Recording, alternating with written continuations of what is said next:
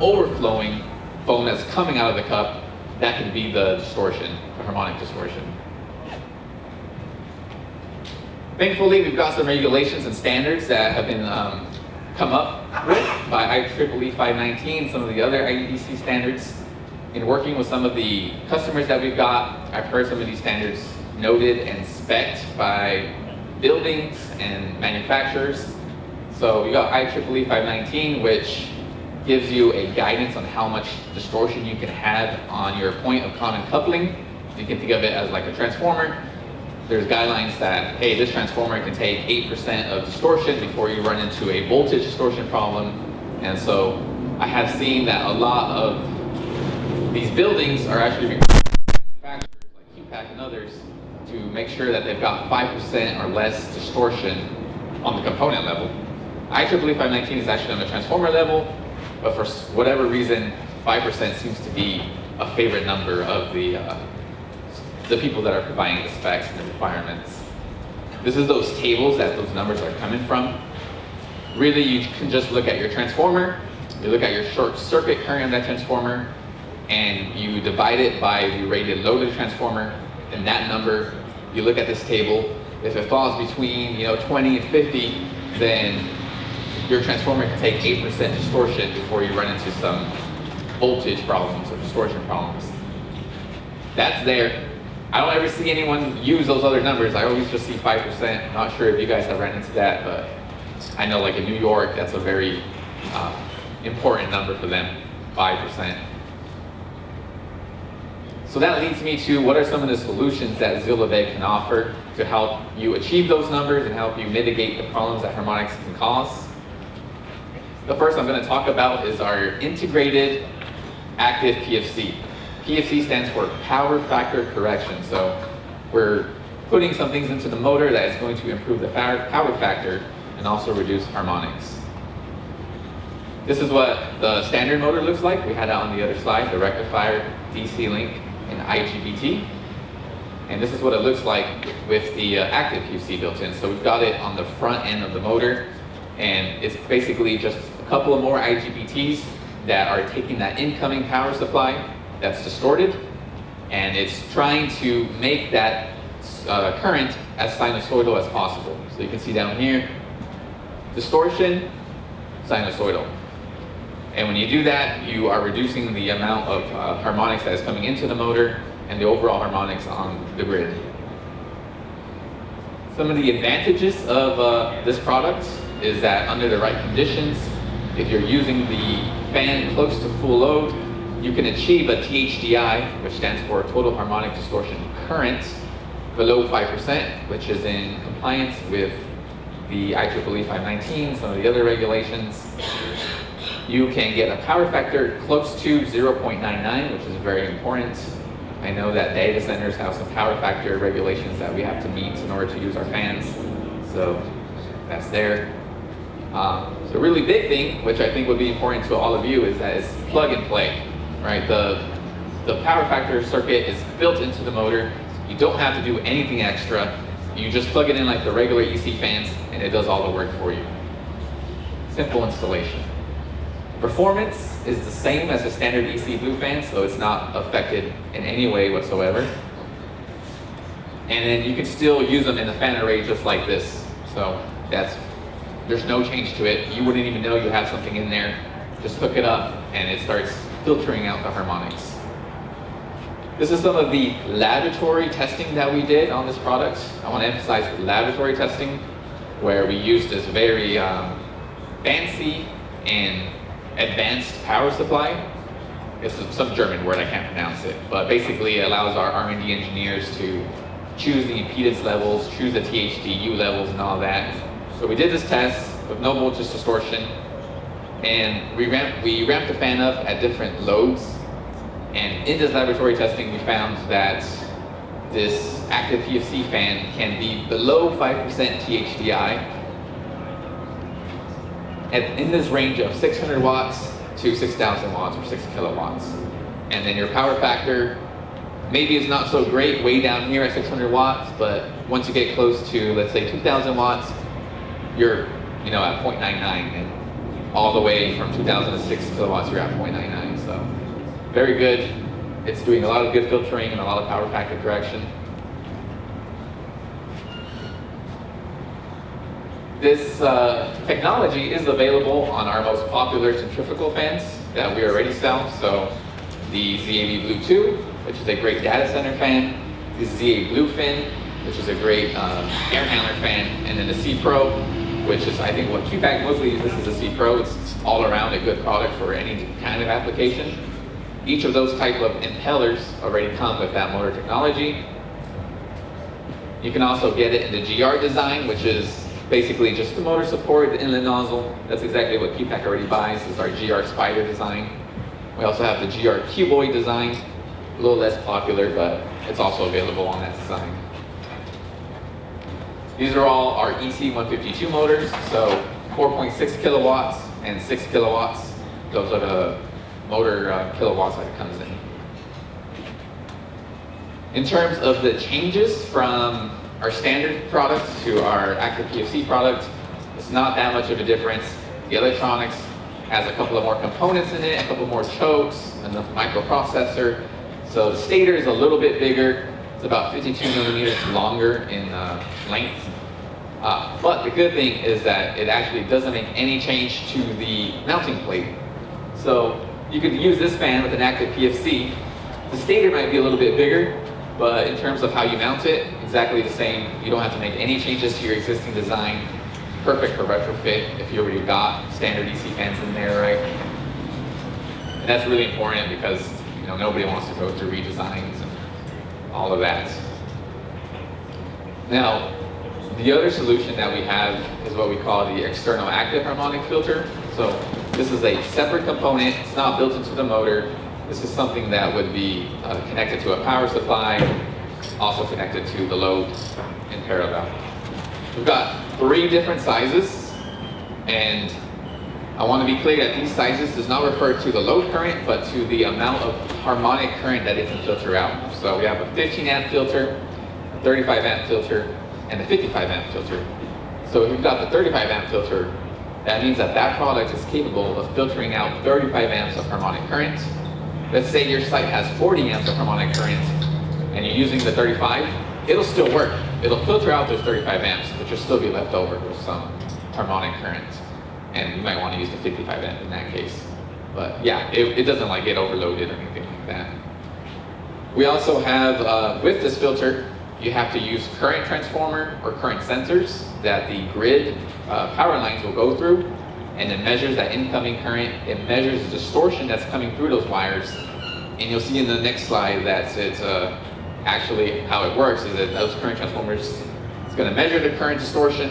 The microprocessor inside of the filter is going to create a compensation current that is 180 degrees out of phase with the harmonic current. And if you guys have taken any physics classes, you've done wave physics, you know that 2 waves that are the same but 180 degrees out of phase, when they collide, they cancel each other out. So that's how that technology works.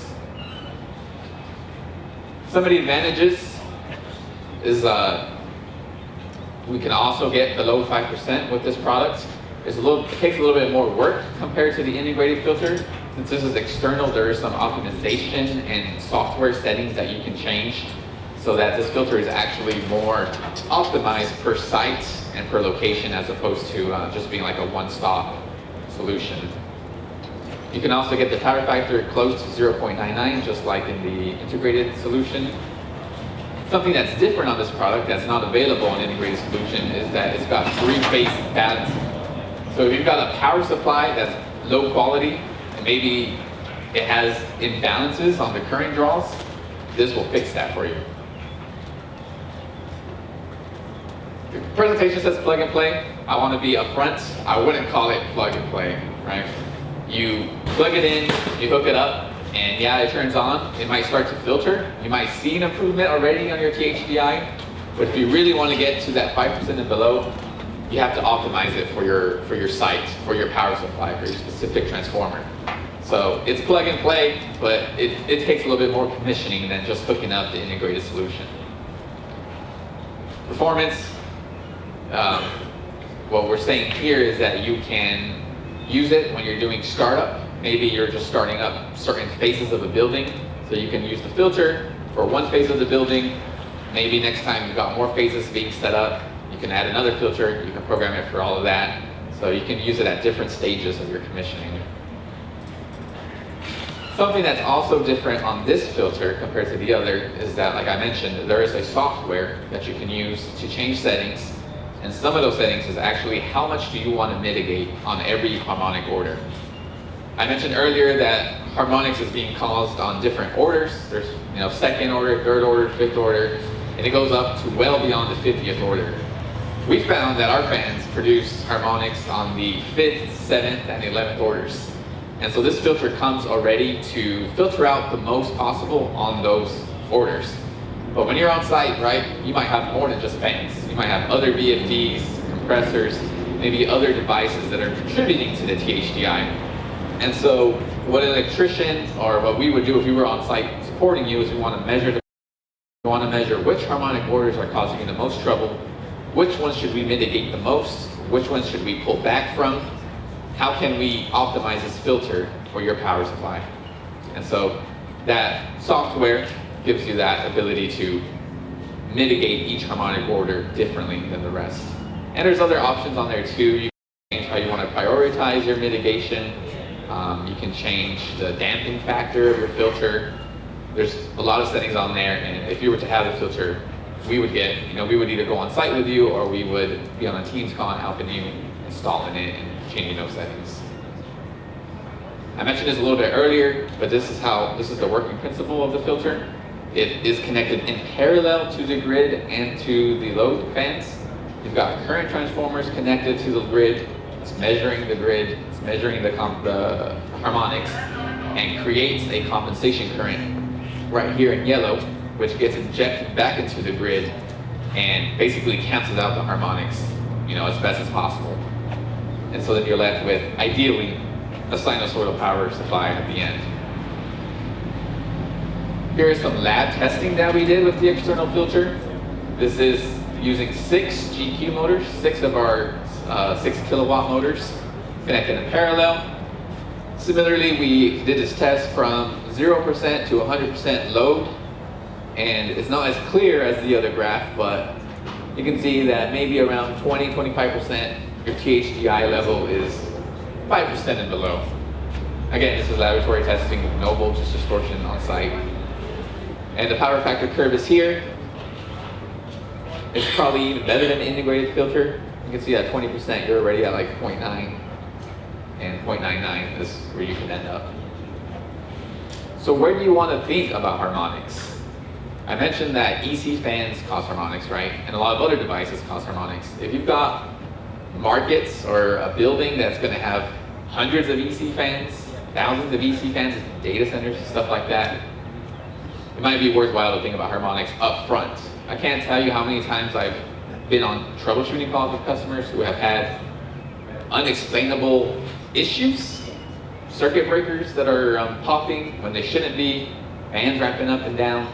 They've spent millions of dollars doing all this other troubleshooting, and then I ask them, have you done a power study? Have you checked your power quality, harmonics? And that ended up being the issue. So it's better to think about it up front as opposed to when you have a problem, and now you're spending millions trying to resolve that problem. But some of the target markets are going to be data centers, hospitals, critical applications, critical buildings where you can't have power coming down, right? You can't have fans that are being broken because of harmonics. Airports, office towers, installations that require high power quality. I'm sure everybody wants high power quality. Okay, and then what I want to do here is kind of just give you a comparison between both products. We also have a column here for if you were to use both of them simultaneously, because you can do that. You can use the integrated active filter and the external active filter. It's a little bit of overkill, but you can do it. So the integrated active PFC fan, we're saying you can get THDI below 5%. It's suitable for IEEE 519 to meet those regulations. You can You get power factor close to unity, close to 1. It does not offer the 3-phase balancing, and it does not allow you to do adjustments. So that filter really is kind of just, it's for that fan. But if you got 1,000 fans on site and they each have their own active filter built in, then you've got a lot of protection built in. The EC Blue external active filter also can get you to below 5%. It's also suitable for IEEE 519. Can also get unity power factor, and like I mentioned, it offers 3-phase balancing and flexible adjustments. Even if your site changes in a couple of years and you add a whole new phase to the building, you can go back and reprogram that active filter to account for those new fans. So, yeah, great. The one thing I also want to add is the main difference between that integrated active PFC and the external filter is, what does your existing power quality look like?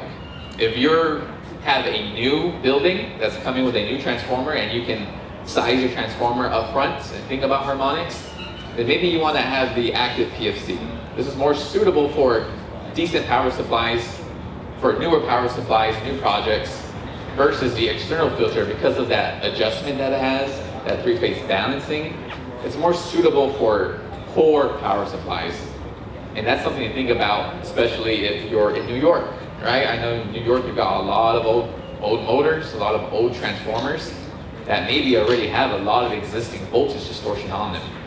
And if you got a high voltage distortion that's maybe already out of regulation, then this external filter would be a better solution for you. Whereas that voltage distortion, that poor quality may cause some issues for the integrated filter. And then you can combine them both. And if you combine both and you've got the right conditions, you can get below 2%. Haven't seen anybody request below 2%, you can do it. And of course you would have all the other benefits on there as well.